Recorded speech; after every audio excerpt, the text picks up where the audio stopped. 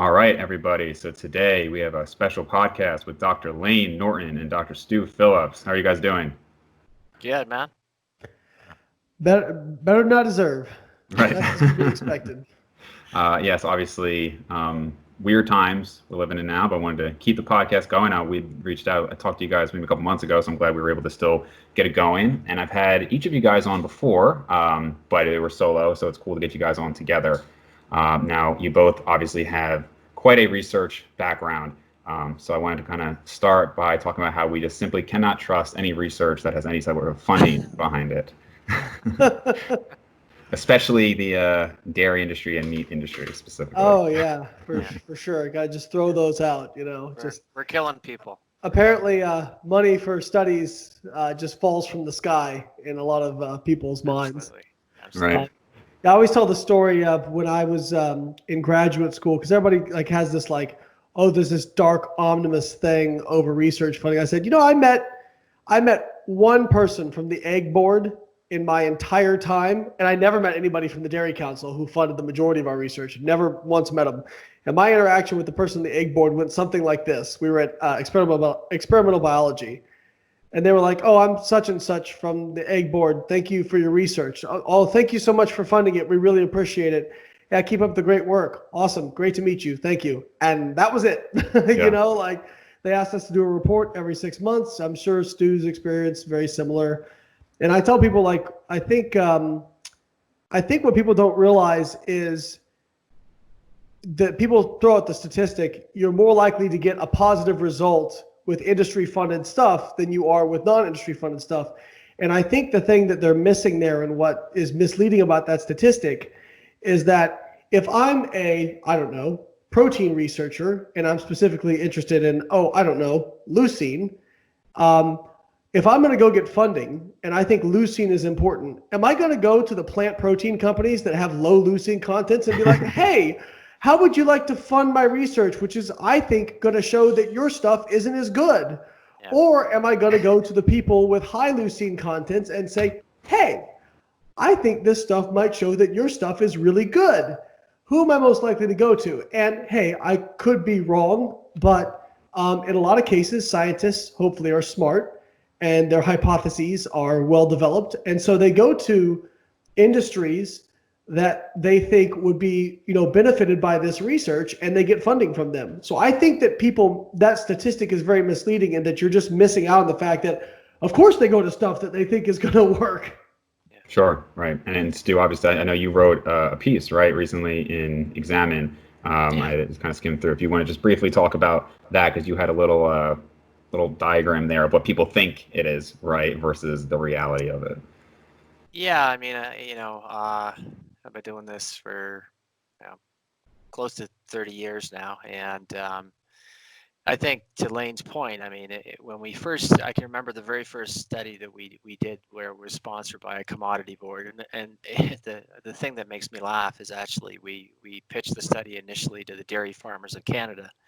And they said, no, we're not interested in that. So I always shame them a little bit with that. So Yeah. The U.S. National Dairy Council, who have been very good to us from a funding standpoint, I'll be honest, supported a trial where we just compared milk to like a soy beverage that was designed to look like milk or be like milk. And it's old research now, but it showed that milk was better. And the immediate criticism was, of course, well, there's more essential amino acids in milk. And I was like, yeah, you're right. Right. So that's nature made it that way. That's the way it goes. So my point is that work was really early on in my career. It was work that my first PhD student completed, Sarah Wilkinson. It got us into different pools of funding because we showed that we could do the work. And so you don't want to sort of throw the baby out with the bathwater, so to speak. And so it was foundational stuff for us that really, A, demonstrated we could do things. B, it's gotten a lot of my trainees further along in their careers. Layne was just saying how his work came, from commodity board funding. I know Layne's former advisor, Don Lehman, and he would say the same thing. It's not that I'm opposed to plants or anti-plant or anything else like that, but nature gave animal-based proteins an edge, and that's just the way it is. So. Right. And something I've heard some people bring up, because when you look at studies in exercise science, nutrition, you see sometimes these studies are very short term, right? And they kind of have to be, and part of that is just because it's hard to get compliance. And part of it is, and what I wanted to bring up was, you have especially master students where it's like, okay, we have a very limited time that we need to get this done. I had done some research during my bachelor's, and that was like 1 or 2 semesters that we had to complete it before we graduated. So for masters, maybe like 1 to 2 years. How much do you think we're limited in what we're really able to find that's applicable over somebody's lifespan when people have this pressure to produce results in a pretty short period of time, relatively speaking? I don't know, Layne, if you want to go first, but so you're right, and I mean, I think I have to hold my hands up and say that that's a common criticism, and it's one that I think is there's some validity to it. I mean, we run on semesters, so we do things in 4-month blocks. Studies that run over semesters, if they go from the fall semester to the winter term, then they have to deal with the Christmas break. If they go through the summer semester, then you've got obviously people that come and go during the summer. And you have students that need to get done in a finite period of time. I think the main point would be is that we can control things over shorter periods of time to a greater degree than we can. So the longer things go, it's like a weight loss trial, right? Like if a weight loss trial, you did it over 12 weeks, people go, oh, it's only 12 weeks. So you scale it up, and then maybe it's 6 months, and they go, oh, that's only 6 months. And then you do a 2-year or 3-year, how long do you need to go to demonstrate the effect? And most of those weight loss trials will show after a year or 2 year, people begin to regress back. And I wonder how much of that is, it is hard, obviously, not to lose the weight maybe, but to keep it off.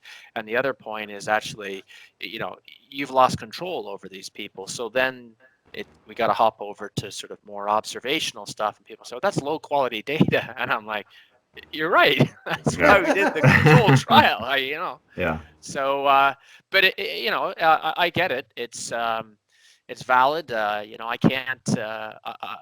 There's nobody who, if I said I need to study somebody over, a 20-year period, short of some of these longitudinal aging studies, we would never get funding. So. Right.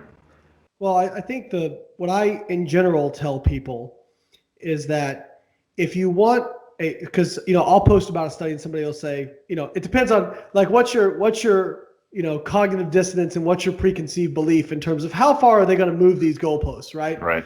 So, when it's like there's a metabolic ward study, they can account for every single calorie that goes in and goes out. Oh, but it was 8 people and it was 4 weeks. Yeah. And I'm like, do you know how much it costs to run that? Yeah. Okay, so here's what I tell people in general. If you want to have a lot of control in humans, it's going to be very short and it's going to be a low subject number. If you want to have a lot of subjects and have it to be, longer-ish, it's going to be very uncontrolled.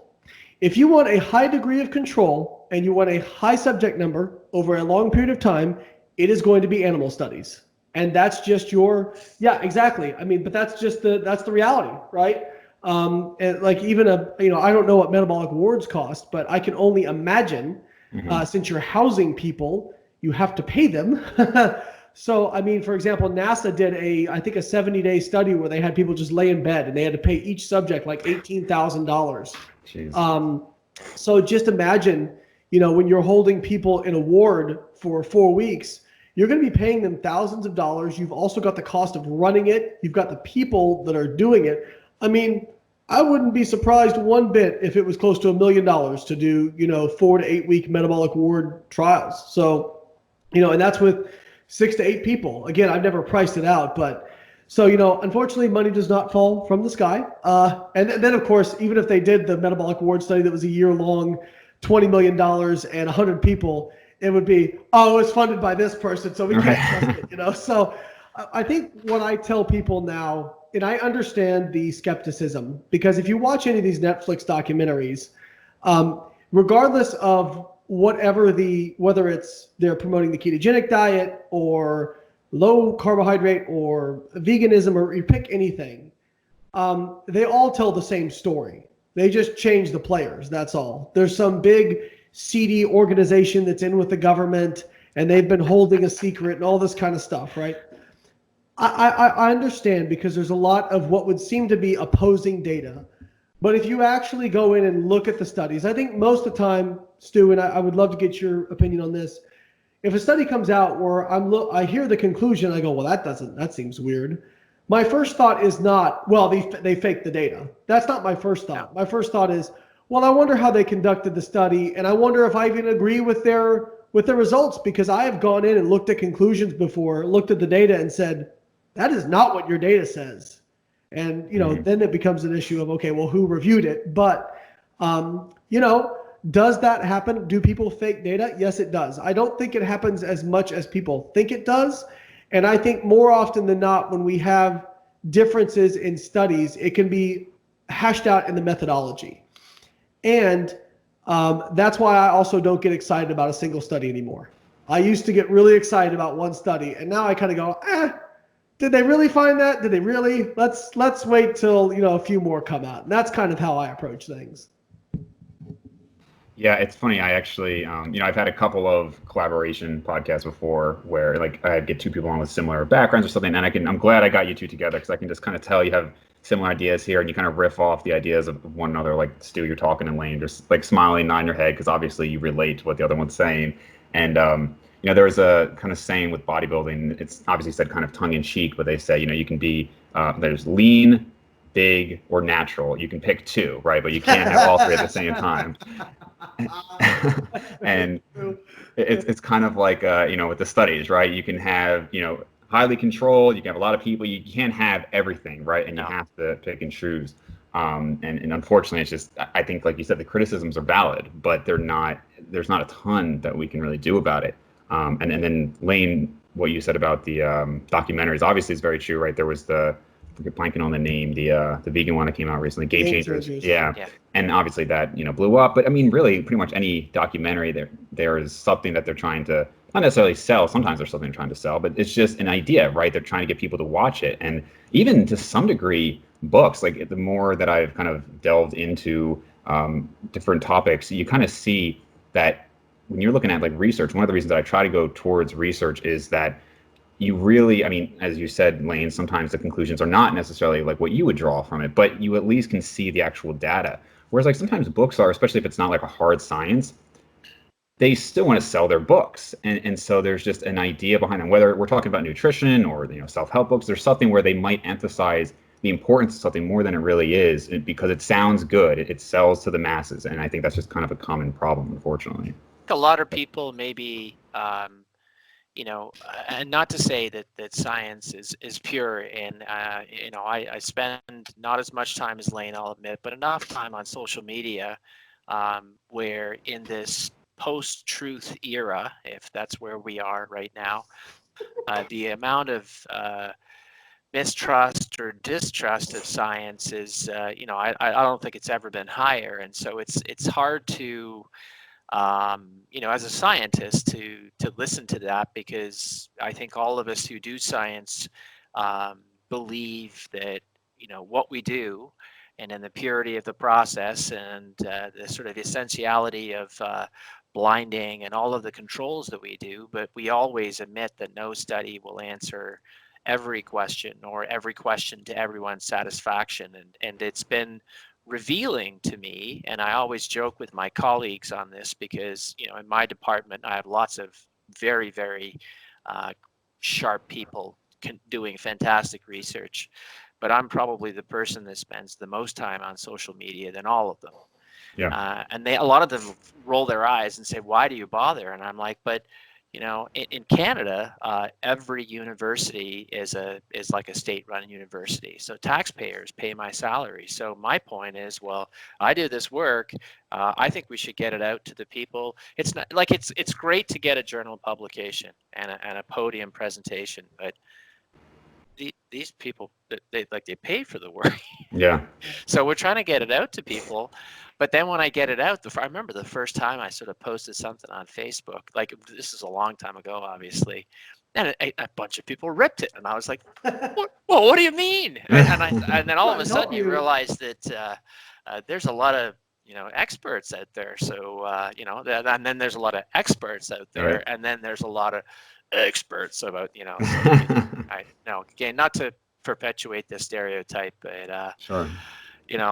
Layne's got different types of cred, right? He just flexes, and it's like, I got muscles, so I know muscles, right? And I don't quite have the same calling card, but you get my point. Is that particularly in the bodybuilding supplement, hypertrophy area, if you're not a massive guy, what can you how do you really know about right? And I'm called an egghead all the time and told to get out of my ivory tower and into the gym. And, yeah.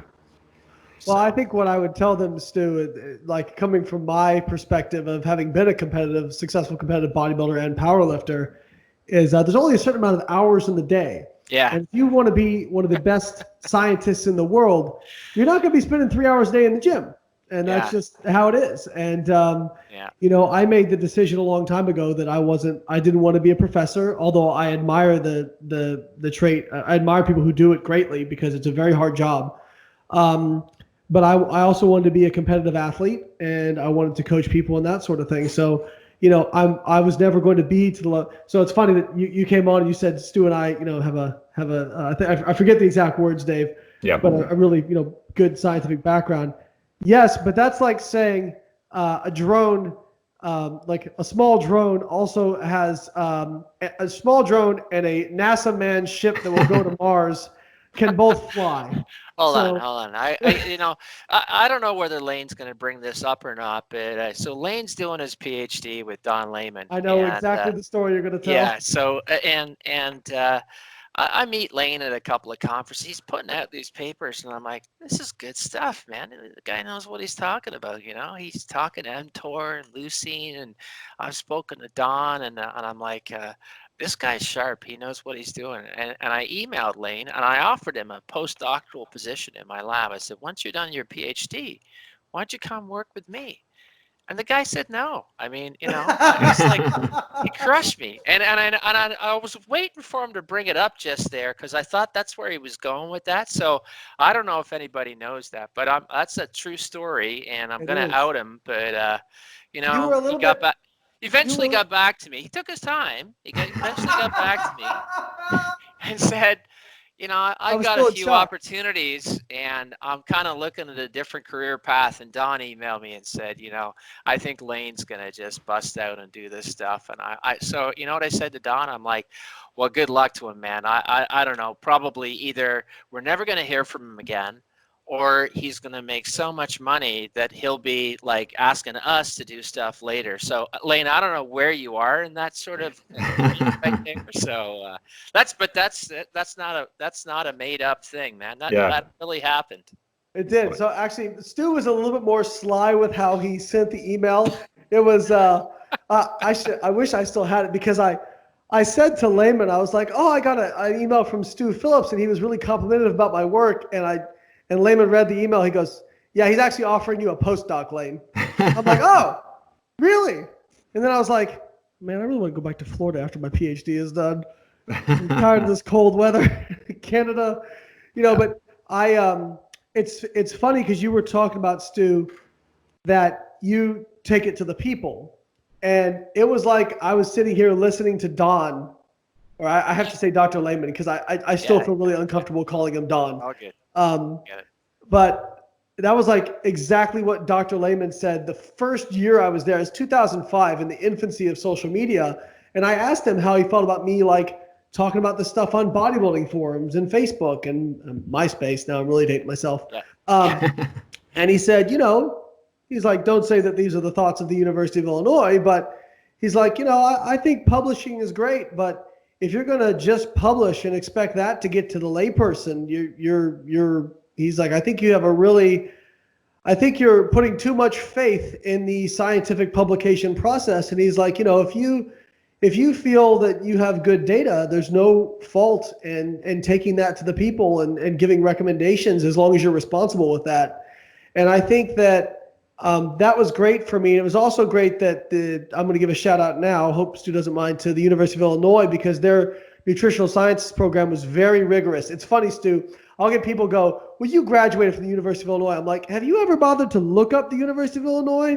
Let me just give you some statistics. Ranked 14th overall in public universities, number 49, including private ones. And in nutritional sciences, I think they're currently ranked third. When I was there, they were ranked second.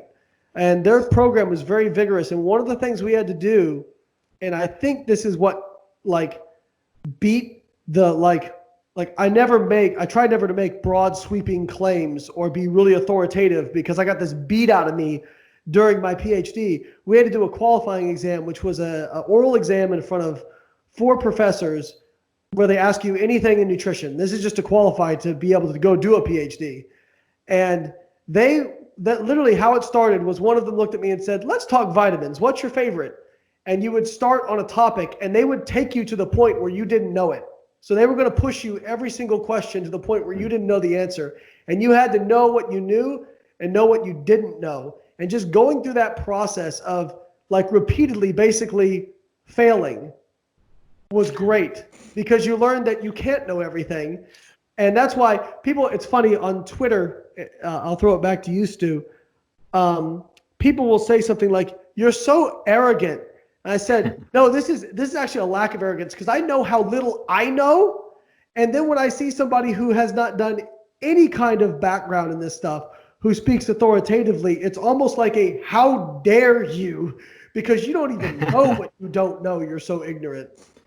It's funny, Layne, because you've said a number of times before when people, it's kind of like a thing for you when people say, well, my research shows this, and you mean do you mean reading, right? Not actual research, which, and of course I understand. And I always laugh because, I've been doing this for a long time, just lifting since I was 12. So I knew of you when you were doing the series on bodybuilding.com. And so I've been a part of 2 papers, which was, again, just during my undergraduate.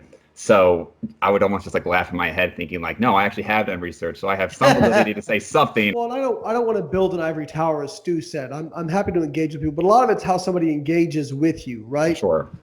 Many times and I'm sure Stu gets this all the time, someone will ask you a question, but it's really they want you to confirm their bias. And when you don't do it, they then start trying to kind of use circular logic and all kinds of stuff to get you to kind of get to their answer. And when you don't do it, some people actually get really angry. It's very interesting. And I've had people, we had Suzanne Defcoda, who actually did her master's at University of Illinois, and now she's a gut microbiome expert. So she did a podcast with us, and she was talking about how, artificial sweeteners are probably fine for your gut.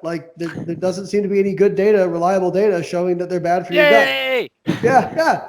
And just that, somebody literally said, how can this person possibly call themselves a gut microbiome expert saying something like that? And it's I don't know, probably because they published a ton of papers and the Nobel Society invited them to represent the gut microbiome at their meeting. I don't know. Well, Stu, I like that you said you try to get it out there, and of course that's kind of how I found out about you. I think I'd heard Layne talk about you, and then I had looked you up on my own. And it is true that a lot of people who are very prolific don't like to be out there. And so I don't know if you know Dr. Nicholas Radamus, who, like you, Layne, even though I've hung out with him now, I can't call him Nick. I got to call him Dr. Radamus because that's what he was to me. But he's done a ton of research. He's now the editor-in-chief of the Journal of Strength and Conditioning, and he was kind of my mentor in undergrad. And I had him on the podcast, but it was very clear it wasn't something he was used to doing. Not, just because it's just not what he does, right? He teaches lectures. And so people were receptive to it and people liked it and said that, are you going to have him back on? But he's done so much, and people just aren't aware of him compared to like maybe a Brad Schoenfeld who has maybe done a similar number, but he's very out there. So I think it is good when you can get out there and have people really see the research that's being done.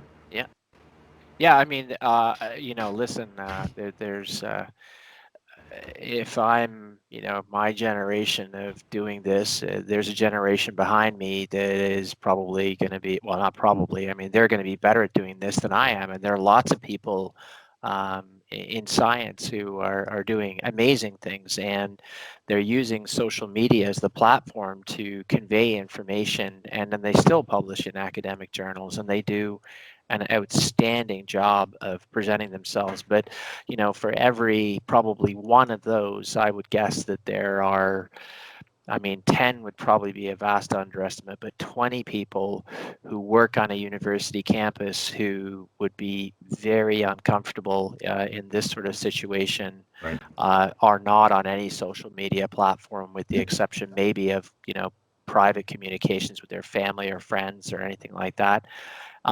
It's not a natural thing for everybody, and for some people it's just very nerve-wracking, and it's not at all what they want to do. I'll just hand on heart say that my wife, who's a scientist and is actually the dean of our faculty, so she's not just my boss, she's my boss's boss.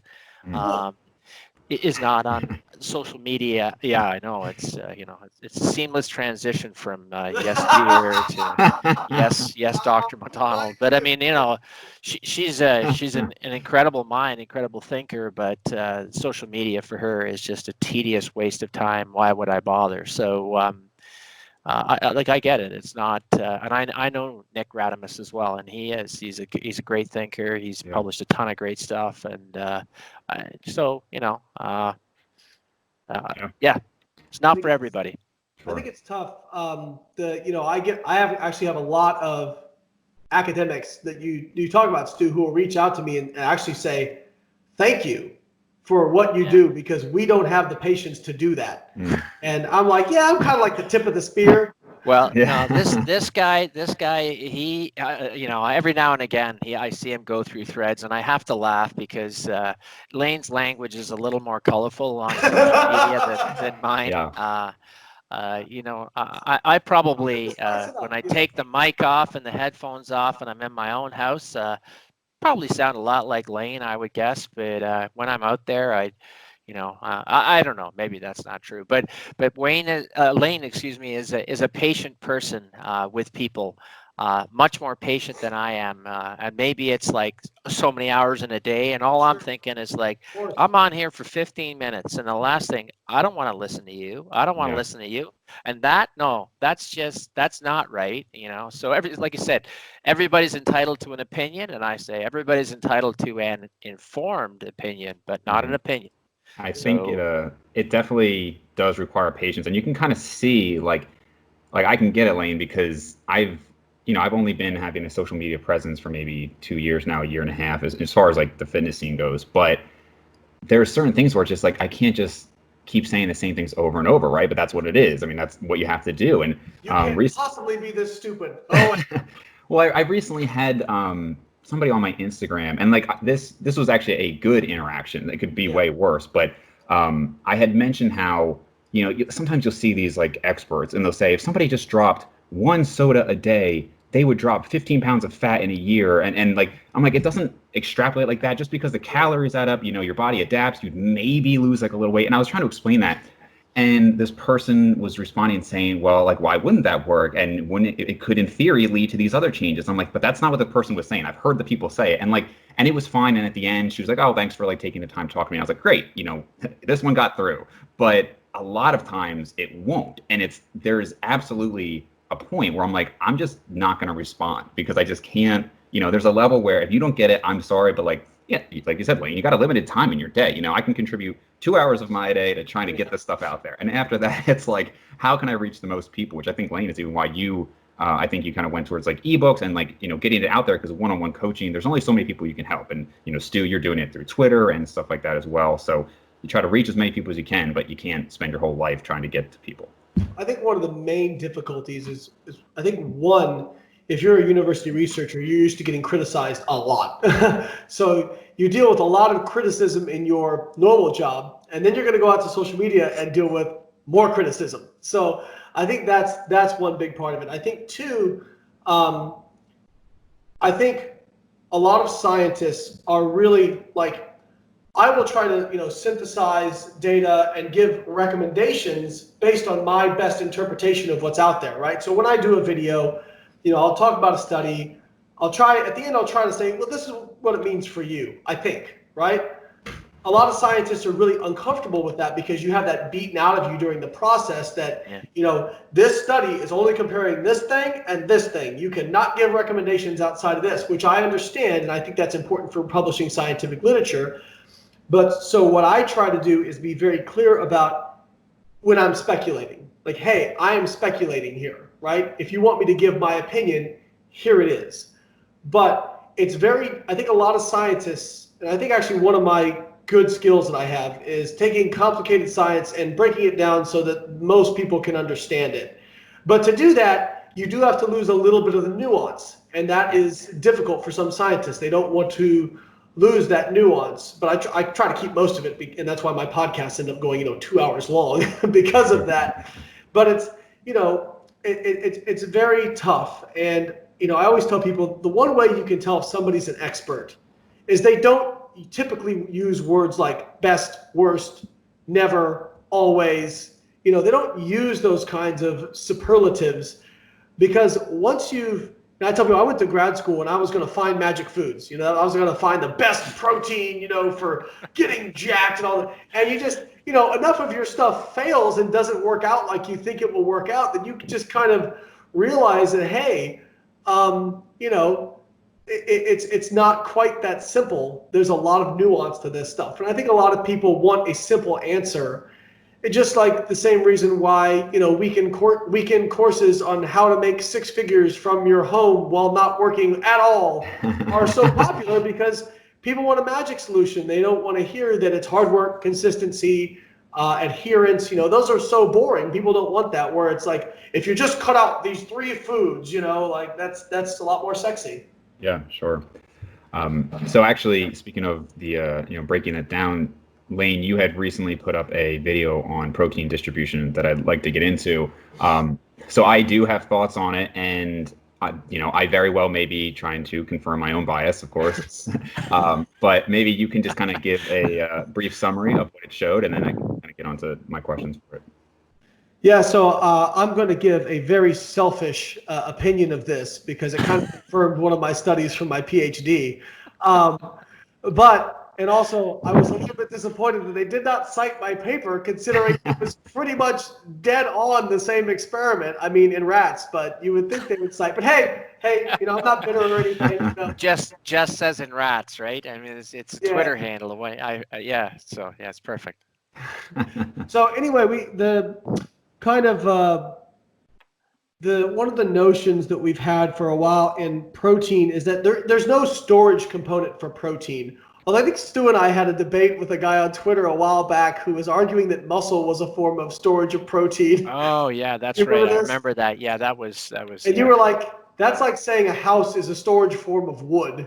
Yeah, you don't build a house bricks, with that, you're going to break it down. This house is just a brick holding repository. Yeah. So there's no real storage, let's say short-term storage form of protein like you have carbohydrate and adipose, where you're able to access those fuels relatively quickly. So protein, the idea is, and as we started to understand leucine and mTOR better, appears to be regulated on a meal-to-meal basis. And so you have a kind of a minimum threshold to where protein synthesis is stimulated. And then you also seem to have a maximum cap. So if that is actually true, you should not really be able to make up for like low protein at one meal by over consuming it at another meal, if what we think is true. So I've written about this a lot in my my prelim, and then in my thesis. I had it in my introduction, and then Layman right before my last study was like, you keep talking about distribution. If you want to have it in your thesis, you should probably test it. Like, oh crap. So we did something very similar to the study that was just run, although in rats. We did 11 weeks, and we had rats consume either 30, in one group they would have 30% of their protein in breakfast and lunch, so 15% at each, and then 70% at evening. And the reason we picked that is there's some data showing that most Americans consume about 60 to 70% of their protein at dinner. And then we had another group that was not quite completely evenly distributed, but was getting more than enough protein and leucine to hit their threshold at all 3 meals. And we did that for 11 weeks. And what we found was that after that time, the animals who were consuming the evenly distributed protein had bigger muscles in terms of their like calf weights and those sorts of things. And we saw a trend for difference in lean body mass. Depending on what you want to put into trends, it is what it is. But it wasn't like a huge difference. People will say, well, I do intermittent fasting and I put on muscle. Well, sure, you can definitely do that. But if we're talking about, optimized, like if we're talking about a bodybuilder or a strength athlete, somebody who's really trying to get the absolute most out of things, there was about an 8% difference in the muscle weights. And so is that important for you? Well, it depends on your goals. But a recent study out of a group in Japan, they did a very similar study where they called it more of a high breakfast study. So they had one group that was getting 3 grams of protein at breakfast, another group that was getting 20, and then at lunch it was kind of similar, although the evenly distributed group was getting 30, whereas the unevenly distributed group was getting 20. And then at the dinner meal, the unevenly distributed group was getting 55 grams of protein. And I think it was about 85 to 90 grams of protein between the groups. And actually, the group that was evenly distributed got a little bit less total protein, though it was not statistically significant. And what they found was at the end of it, they showed differences in, I think it was 12 weeks in resistance. They had them resistance trained, but I think they were novices, I want to say. I could be wrong on that. But they did show differences in lean body mass. Didn't really show differences in strength, although there was a trend for leg extension strength to be better in the evenly distributed group. And again, they weren't massive differences in muscle mass, but it was one of those things where it's okay, if you are somebody who just wants to build a little bit of muscle and look better and that sort of thing, does it matter, or can you still make progress without, hitting these thresholds at every meal? Sure, of course. And I would never say that that's more important than overall adherence. So if something like, for example, intermittent fasting, which this study would seem to go against that idea. If intermittent fasting helps you control overall calories and is a viable option for your adherence, then I would say certainly you don't have to do this. But if you ask me, inject me with truth serum and say, do I think that intermittent fasting is the best possible thing you can do if you want to completely optimize every single ounce of muscle? No, I don't. But that doesn't mean it can't be a viable option for a lot of people. Gotcha. And so I'll give my, full thoughts on it, and Layne, you can either agree or tear me to shreds. So I think, as I read through the study, and first thing I noticed, of course, is, and again, I'm probably taking for granted that when, me, my friends who lift, everybody in this kind of space is pretty on board with the 1 gram per pound of body weight, right? And so we're all eating at least, for most of us, 200 plus grams of protein. So already you have this study looking at, it goes out to be about 0.6 grams per pound. Yeah.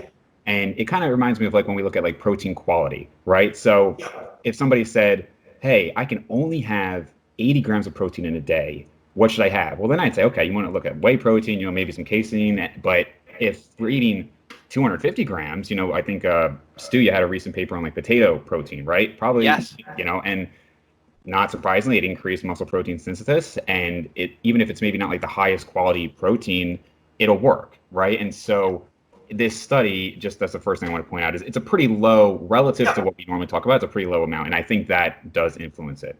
I will kind of give my 2-minute story on probably where my bias comes from, where, for the first 8 years of lifting, I was 6-7 meals a day, always, around the clock, constant. I was very hesitant about trying this whole intermittent fasting thing. So my freshman year, still sticking to my traditional methods, I'll say I gained 7 pounds of muscle. And when I say that, what I mean is I was at a certain weight, waistline, calipers. I gained 25 pounds. I cut back down. And I was now 7 pounds heavier at the same exact measurement. So, I think it's a fair estimate.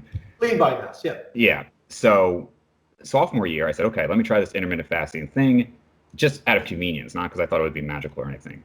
Gained, same thing, went up, went down. It was now had gained another 8 pounds when it should be, obviously gains tend to taper off. So now I'm 8 pounds heavier, and I've done this, and I'm like, this is crazy. I'm having 3 meals a day. I don't have to bring protein shakes to the college parties. Like, it was a revelation. And so that was great. And so I at least showed that, like, okay, I literally put 100 pounds on my deadlift that year. So it was great. Now, of course, n equals 1. That anecdote is almost useless, right, in terms of what we're trying to get out here. I'm just explaining that. What's that? Not for you, it's not useless. Right. And so, but again, now my protein intake went from 300 grams a day as a 160-pound guy to 200 grams. So still more than enough. But I had, I was following like Dante Trudel, 2 grams of protein per pound of body weight, all that stuff, And so I dropped my protein intake. I went to 3 meals a day over an 8-hour time span. Great results. Now, when you talk about things like a lot of times people will say with supplements and everything, well, if you just want to, look okay, then that's fine. But if you want the most out of it, then you've got to do this. And to me, I think I get that. When we say the most out of it, I think it's maybe like a couple percentage. It's not, oh, in one, you're going to look decent on the beach, and one, you're going to be a competitive bodybuilder. I really think that for most people, it's almost no difference. And the last kind of point I would make is, did you look at the workout times for this study, Layne? I don't recall them offhand. Okay. So about a third of the high protein breakfast participants worked out in the morning. You could do morning or evening session.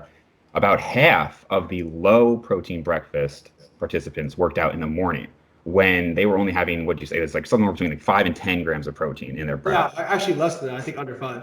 Yeah. So when you think about that, even the people who do intermittent fasting still tend to concentrate their protein around workout sessions. I personally don't know anybody who would say, I'm going to work out and I'm going to have 3 grams of protein, and then I'm not going to have any significant protein for 5 hours, right? So I do think that the timing there was a big difference. And I would have loved to see if everybody had an evening session, how would this have affected it? If everybody worked out when they were either getting evenly distributed, or their biggest protein bolus was at the evening session around their workout. And I would guess that the small difference we saw would become an almost non-existent difference, would be my hypothesis. So I want Stu's opinion on this, but I'm going to acknowledge some limitations and then also give you some feedback and criticism. So again, my bias is trying to get as jacked as possible. So let's just remember where that is, and that a 2% difference for me or a competitor is maybe a huge difference in terms of where you place. So I think the first thing is, you're absolutely right. If we do high protein studies, like we do 250 grams a day, for example, maybe we see something different. However, I would be interested to see that, because again, if the muscle full effect is correct, and some of these kind of, I don't want to say that they're accepted, but hypotheses that we are relatively confident in terms of protein metabolism, if they are correct, then it should still hold true in terms of so much of the day being without protein. Now, that being said, I think one of the major limitations that people don't really bring up is looking at protein degradation. We know so much less about protein degradation than we do synthesis. And part of that is just because it's so hard to assess and measure. So we just, typically in the protein community, what we kind of do is we measure synthesis and we go, oh, we'll assume degradation's kind of following synthesis, So that is a huge limitation. And maybe that explains, if there ends up being no difference, maybe that explains a big portion of it. Maybe degradation really down ramps during that fasting period, but we don't know. Or at least I haven't seen research on it. I'd love to hear Stu, because he looks at it a lot more than I do. But the other thing I would say is that I think what we really underestimate in terms of seeing progress is just how much you like doing the diet and personal preference and adherence. People poo-poo that stuff all the time because it doesn't sound sexy. But if you feel good on a diet, like if you're eating 300 grams of protein a day, if it's 2 grams, you ever tried eating 2 grams of protein per pound of body weight? You feel like crap. You're so full and bloated constantly because you're trying to eat so much volume of food.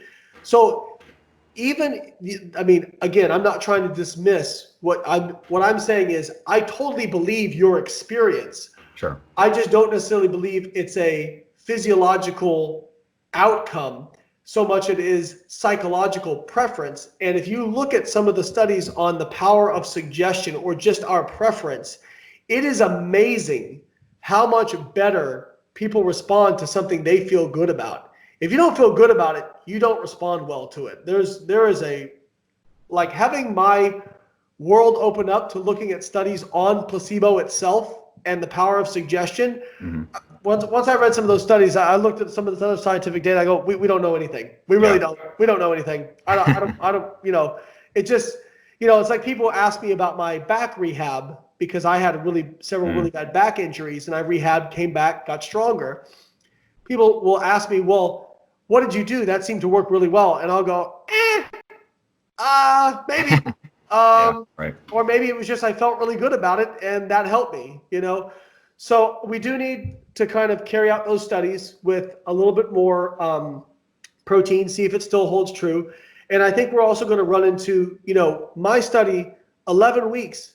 That's a significant portion of a rat's lifespan. I think it's almost like an eighth, I want to say. Are we going to be able to, like, and especially when you're looking at human beings, where you can only really get with controlled stuff, you know, especially when you're taking biopsies and that kind of thing, it's tough to get more than 12 weeks. You know what I mean? And you may just not see differences in 12 weeks because there is so much noise when it comes to muscle mass, cross-sectional area.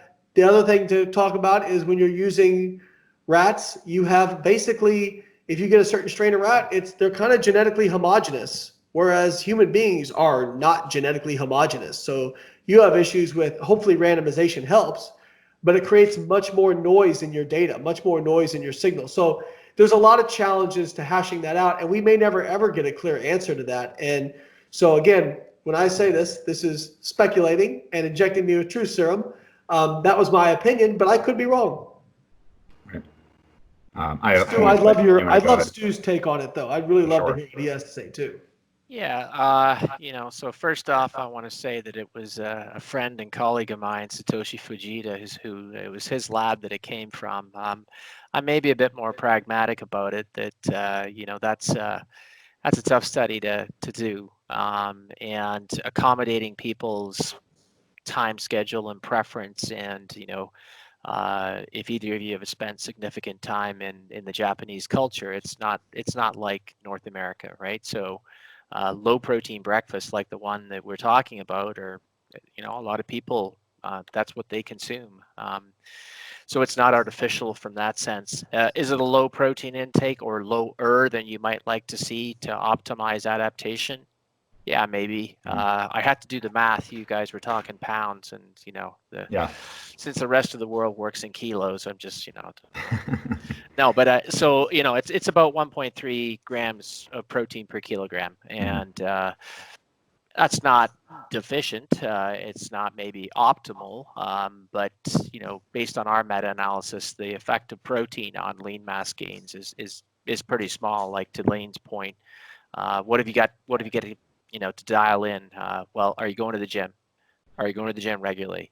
Are you lifting with purpose when you go to the gym, et cetera, et cetera? And then if you're doing all of those things, then it's my analogy is, and I use this a lot, but it works, is, you know, you dip the cloth in the water. Are you going to the gym? Are you going to the gym regularly? Yeah. Are you going to the gym regularly with purpose? You know, and then it's like, how much protein you got?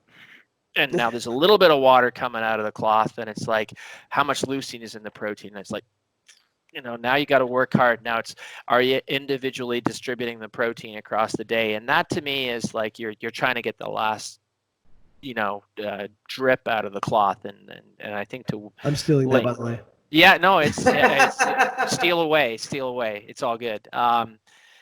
You know, to Layne's point, now, how much water do you really want to get out of the cloth? Now, if you're Layne and you're going to climb up there and be in a pose down, or if you're going to pull a bar off the ground that's got, you know, 600-700 pounds on it, then every last drop matters. If you were the athlete preparing to hop up on the podium in Tokyo this summer, then by all means. Like people say, does timing matter? And I'm like, who are you? What do you care about? And what do you really, So I had an interesting conversation with James Steele, who I think most of you probably have seen on Twitter, but he's at the University of Southampton in the south of England. And a lot of these aesthetic differences that we see, he said, we need to come up with like a jacketness index, or basically in a research sense to quantify what bodybuilding judges are looking at. Is the definition? Is there this? And for most guys, it's like you can peel off the shirt, or most women, and hop on the beach and feel good about your physique. And that might be a difference of a few pounds for some people, but if you're a pro bodybuilder, then it's a difference of grams and ounces. So right. My take on that study is they're hard to do. The difference is small, and I had a Twitter thread and discussion with Jordan Moon in terms of what DEXA shows and everything. My point was it is only 0.6 kilos or grams, or kilos of fat bone-free mass by DEXA. But then when you look at the effect in our meta-analysis with 1,800 people of the effect of protein, that's almost twice the difference that we were able to pick up. So is it huge? No, but it's there. It's statistically significant. The study's not perfect, but it's a fair run at the question. So it's my take on it's a little maybe less nuanced than yours, and I suppose in the end I come back and I think it's just echoing what Layne said, and that's that if those are the types of differences that matter to you, then that's important.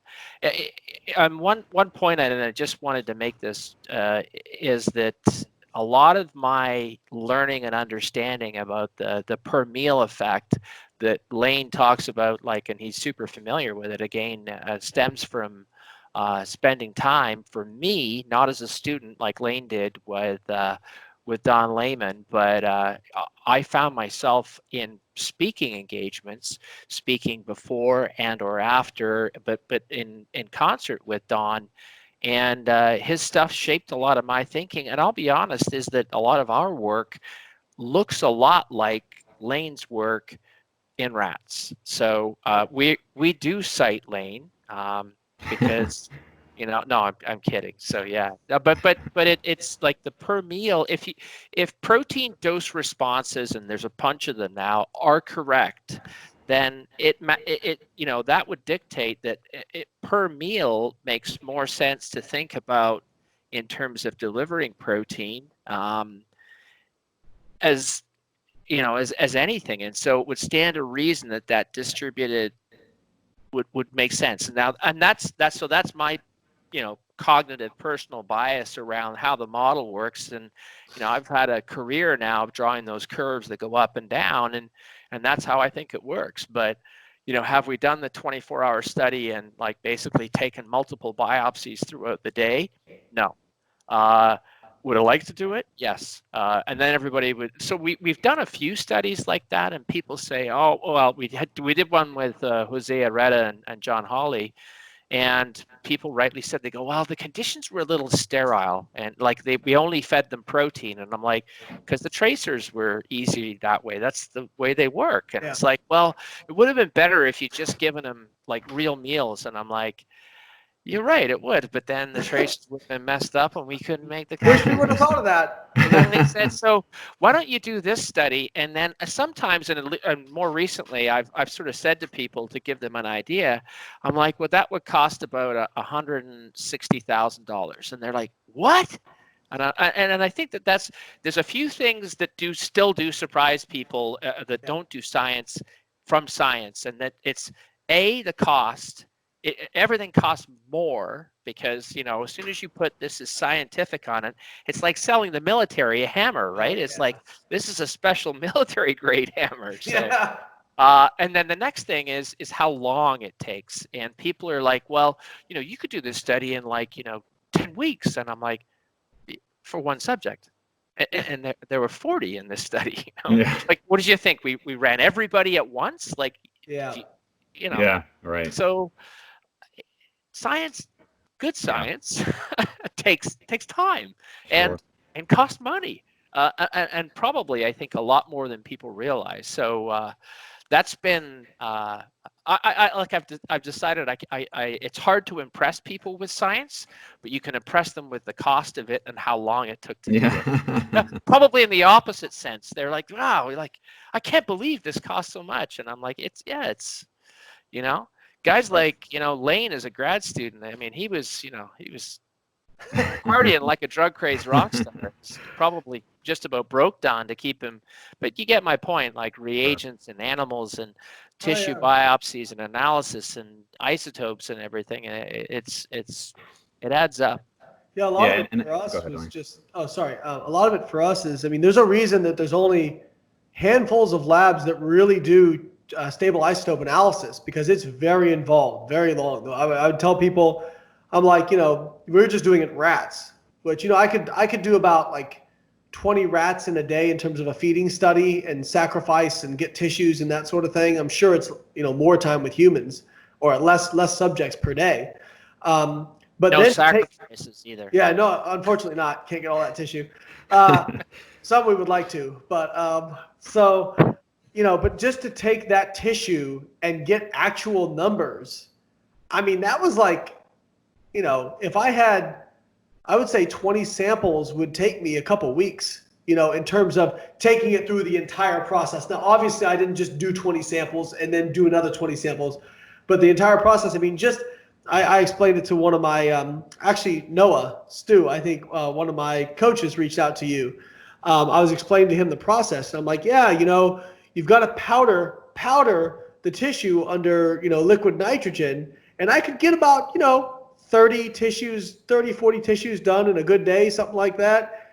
And you're just basically explaining the process. And I mean, that's just to get it to where you can actually start. You know what I mean? And then you've got to homogenize, and then you've got to do all the reagents. And then, so you get the end of this, and this is what happened to us. We had an issue where we didn't realize we were having residual acid in the sample, and we just weren't getting data for like 6 months. It would take, all of our standards were fine. Like the standards would come out just fine. And then whenever we'd go to a tissue sample, it'd be just junk on the GCMS. Yeah. And that took 6 months of combing through every single step, trying to figure out where is this happening. We knew it was before a certain step because the standards were fine. So we knew it wasn't the GCMS or anything like that. But yeah, it took 6 months of us just repeatedly failing and not getting data. And then finding, oh, damn, we've actually got residual hydrochloric acid in this sample. We need to have a stronger buffer. And, people just don't realize the time involved. I tell people, I'm like, it took me a year just to get the analysis that I needed to collect the data to work. And then you'll laugh at this, Stu. We had kind of, before I got to grad school, all the graduates before us cleared out, so we didn't really have anybody to kind of like put us into the process. Yeah, to help you. Yeah. And that was tough, but it was great because we, learn under fire. But one day Layman comes up to me, he's like, we haven't gotten this HPLC running, and we just got a new fluorescence detector.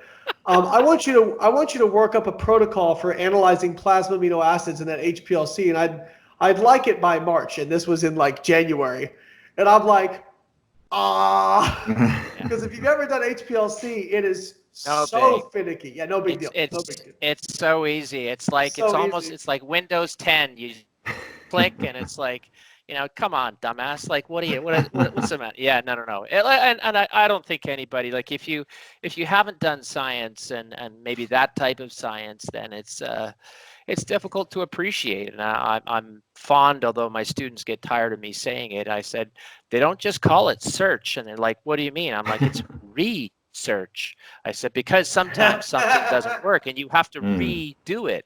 And the 6 month thing, that's the trials and tribulations of graduate students. And, I get it. It's a frustrating experience sometimes. Sometimes things go wrong. Sometimes things go wrong and you have no idea. I'm fond of saying with the GC mass spec, so the gas chromatograph mass spectrometer that we use to do the analysis is like a finely tuned instrument. And when it's like you're Stradivarius, right? You're sort of you're rubbing it, and then you've got the bow going, and then all of a sudden the sound comes out, and you don't know why. Like, oh, maybe you do, And I say to students, I'm like, when that happens, you don't leave the lab.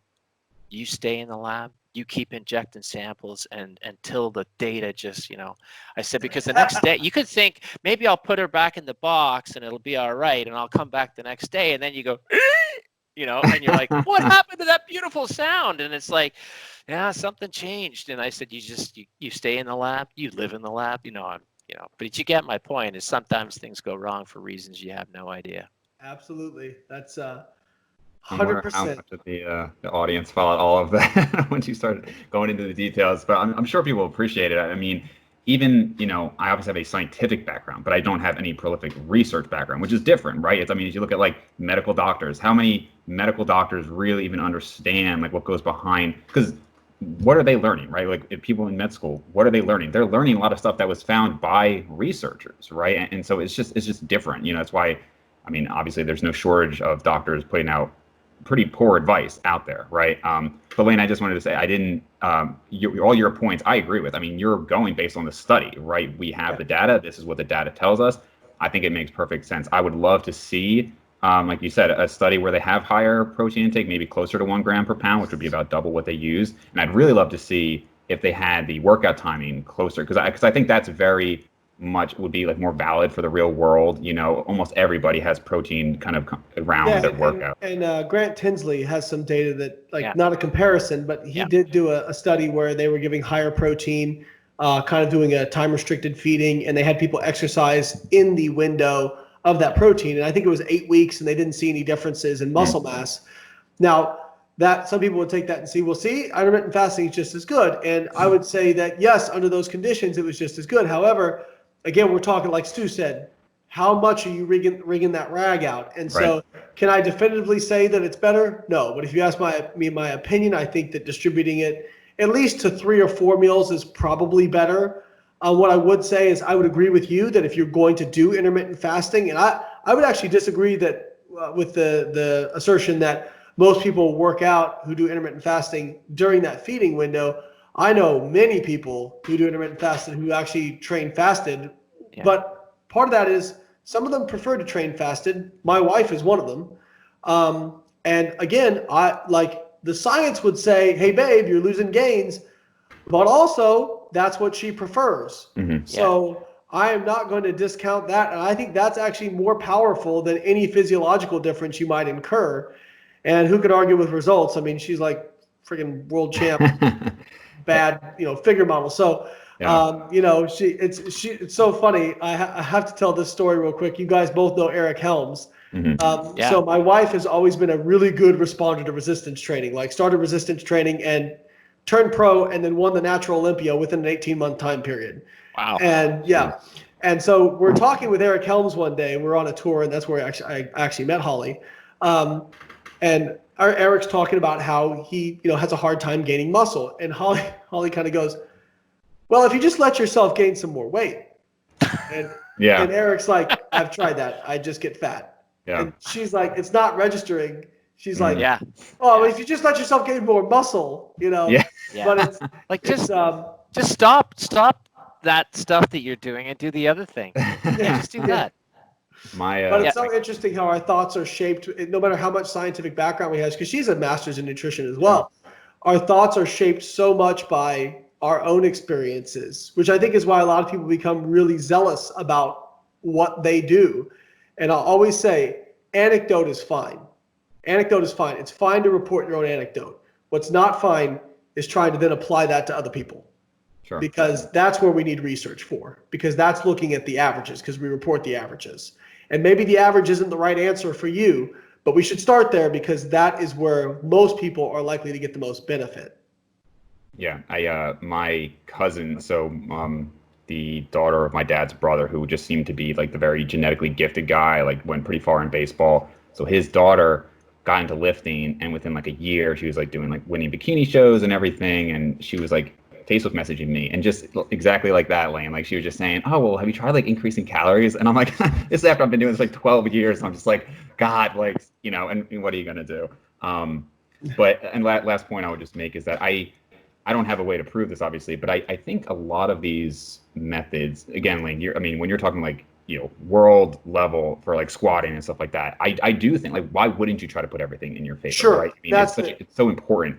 But I think part of it for most people, obviously, like you said, is, what do you enjoy and all of that. But also, I think, and I don't know too many people who talk about this, but I think when we look at like this routine, had a little bit more muscle gain over this time than this one or anything like that, I feel like a lot of it is getting to kind of where your body would get maybe a little faster. Like you, Layne, I kind of respected something you said a long time ago on a video where you said, and this was years back, and you said, I might not gain any more muscle. I might not gain an ounce more muscle, but like this is when you were trying to gain more strength and everything. And the acknowledgement that like, yeah, like I've kind of hit my natural peak, and as far as like the eye can see, as far as we can really measure, the growth is kind of done. And I think, while you can debate natural limits, there's obviously some level that you stop. And I think some of these methods, maybe the perfect meal timing or whatever, might just get you to that same place 10% faster, 20% faster, which might matter for you. I would wonder if it's really, drastically changing the end result if you're consistent with this over 10, 15 years. I don't know if that would be very perceivable. You're not going to be, it's not the difference between your 200 pounds on stage and 170 on stage, obviously. I agree.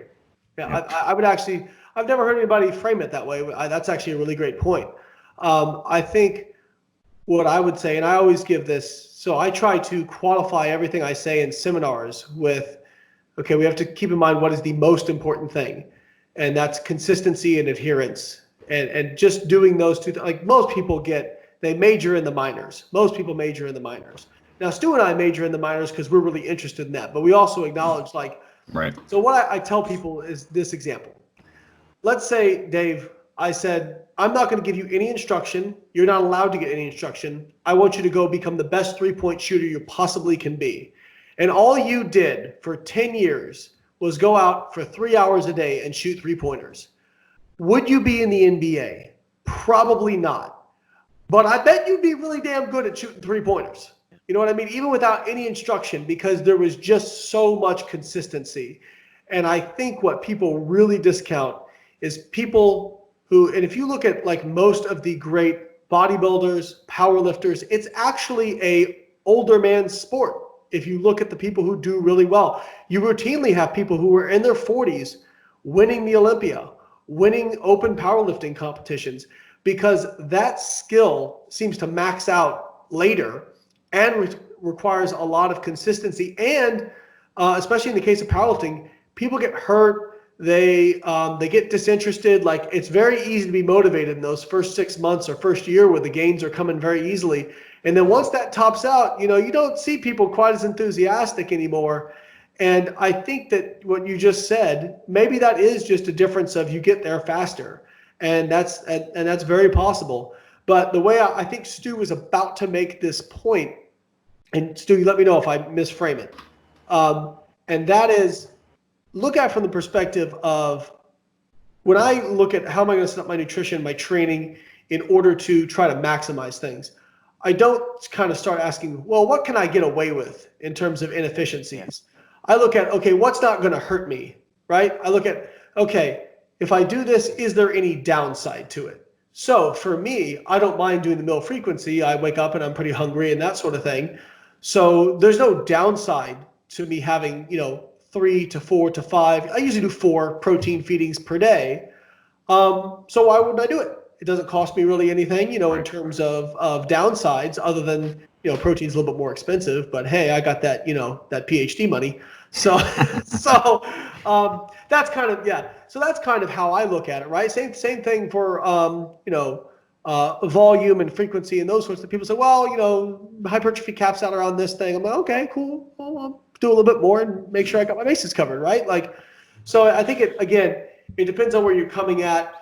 And I think it's really important to have those discussions, Dave, because I do think a lot of people who are getting into fitness, they feel like there's a high barrier to entry because they feel like if they don't do every single thing right, if I don't have 250 grams of protein a day and space it out exactly by 4.5 hours and get 55 grams per meal and, do, 6 sets of, hard sets per workout, 2 or 3, like they feel like they're just not going to make any progress. And instead, I think the message should be, no, you get about 90% of it. If you just did 1 hard set a week, per body part on a compound lift, and then just ate consistently the amount of calories for your goal, you probably get 80-90% of the way there.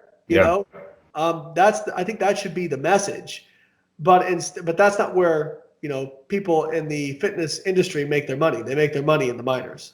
Right, and I think that's probably why I always go back to it. If people listen to the podcast, they heard me make a lot of the same points. The reason is, I relate to that. I was that high school kid who thought I put everything into it, and I thought the reason, I at best average genetics, and it was why am I not looking like this? And I thought maybe if I could be even more OCD about everything, and I wish back then there was the message that you're not doing anything wrong. It's just what it's gonna be, and try to enjoy it rather than have be again anxiety about it for 4 years until you realize, oh, this is just how it is. And so I'd always try to come back to that message of this is awesome. I love talking to guys like you who you do major in the minors, because you can only say those basics so many times, right?